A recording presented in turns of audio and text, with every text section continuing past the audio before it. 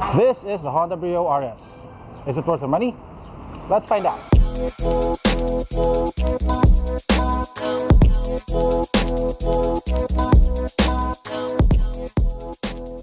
I think the Honda Brio is one of the best looking cars in its price bracket.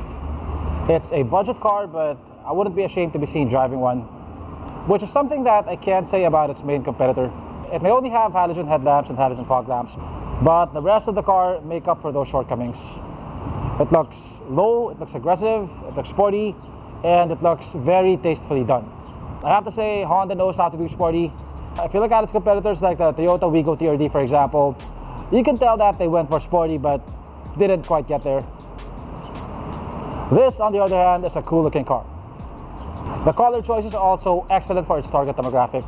This color right here is called Carnival Yellow, and the first time I saw it, I thought it was a wrap because it's such an unusual color.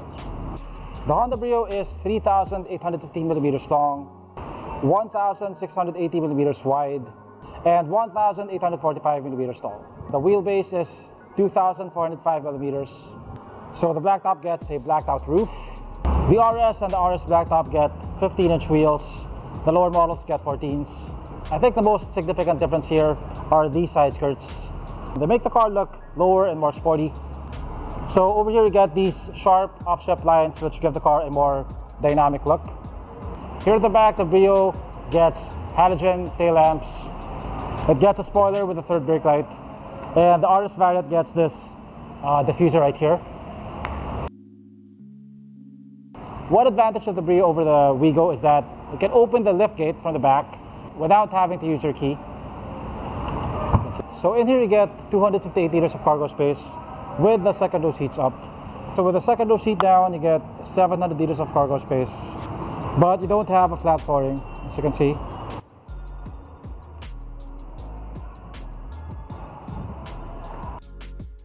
Okay, so here's the engine bay. As you can see, it's a 4-cylinder, 1, 2, 3, 4, and you don't have any turbos. This produces 90 horsepower and 110 newton meters of torque, and it's coupled to a CVT transmission. Yeah, so just one minor complaint. Mukhang tinipid sa paint yung engine bay, but I was gonna be looking at it anyway. Okay, so we're now inside the Honda Brio. I think it's a pretty good looking interior for the price. So the dashboard gets this cascading design. It looks very well thought out. It looks like it could be a global model. You get these metallic orange accents. You get piano black accents. You get RS badging on the instrument cluster. It's definitely not a boring interior to look at least for the price. You don't feel like you're in a budget car until you start touching things. And then you realize that everything is made of hard plastic. Hard plastic, hard plastic, hard plastic, hard plastic. The steering wheel is polyurethane or plastic. It's not completely hard though. There's a bit of give to it. Also, you don't get a center armrest, but I think you can buy an aftermarket armrest at Lazada. The seats are fabric, but they look and feel nice. They don't look cheap. You get buttons for your infotainment screen on the steering wheel. Speaking of the infotainment screen, you do get an 8-inch screen. It doesn't have Apple CarPlay, it doesn't have Android Auto, it doesn't have a reverse camera, but it does have Bluetooth. You don't get a push to start button, instead you get this.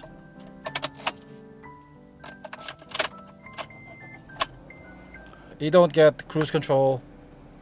You do get power folding side mirrors. Down here you have one 12-volt outlet, one USB port. You also get a manual handbrake. The glove box is pretty sizable. I like how the headliner is black. It makes the interior look more uniform. So overall, I think it looks much better than the Wigo's interior. But the Wigo TRD has a bit more tech. Like it has Apple CarPlay, Android Auto, and a push to start button. Aside from those things, I prefer this interior. I think this looks like this is from this decade, while the Wigo's interior looks like it's from the 90s. So at the back seat, legroom is quite plentiful. I'm 5'8" and the front seat is adjusted to my height. Headroom is okay. I have about 2 fingers worth of headroom. You don't get a lot of toys here. You don't get air vents, of course, and you don't get USB ports. You don't even get a center armrest. The Brio reminds me of classic Hondas like the EG hatchback. It's not fast, but it gives you a good illusion of speed. The numbers may seem unimpressive. It has 89 horsepower and 140 Newton meters, but it is a small and light car, so it does feel a bit peppy. It's actually the least underpowered among its rivals. And not only is it more powerful, its 4-cylinder engine also feels smoother than the 3 cylinders of its rivals. I think of all the budget cars that I've driven with a CVT, this has the best tuning. It responds relatively quickly, there's not much lag. You know how in some CVTs when you step on the gas, the revs go up but you barely feel any acceleration? You don't feel that so much here. Unless you're flooring it, it almost feels like a regular automatic. Ride quality is relatively good for a car with a short wheelbase, and the steering feels relatively direct. NVH levels are good, not premium car levels, but definitely better than the Wigo. You do hear the engine quite a bit, but I think it's a relatively pleasant sound. And I think it's mostly because of that sound that you get that illusion of speed. That is pedal to the metal. Overall, for a low budget car, it's not as numb and as boring as you would expect. The main competitor of the Brio RS is the Toyota Wigo. Looks are subjective, so we're not going to factor that in.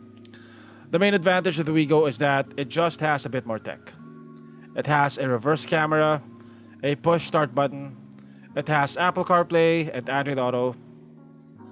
The advantages of the Brio are, one, it is a lot more spacious, especially in the luggage department. You can open the liftgate from the outside without having to use a physical key. 3, it feels better built. The plastics don't feel as cheap. And 4, it has a much more powerful engine. The Brio has 89 horsepower, which is not a lot, but the Wigo only has 65 horsepower, which is okay by motorcycle standards, but pretty low by car standards.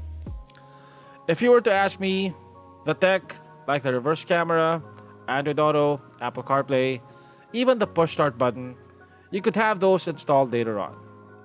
But you're pretty much stuck with the engine and the chassis. There's not much you can do to make it more spacious, and there's not much you can do to increase the horsepower without extensive and expensive engine mods. So I say if you were to choose between the two, go for the factors that you'll be stuck with for the rest of the car's life. Nowadays, everyone seems to be into crossovers, but there are still those who prefer the sportier looks and feel of a sedan or a hatchback. And for those people, the Honda Brio is not a bad choice at all. It's a bit lacking in tech, but it is affordable enough that you can set aside a budget for mods and make it truly your own. At 700,000 and change, it offers Porma, practicality, and value for money in one small package.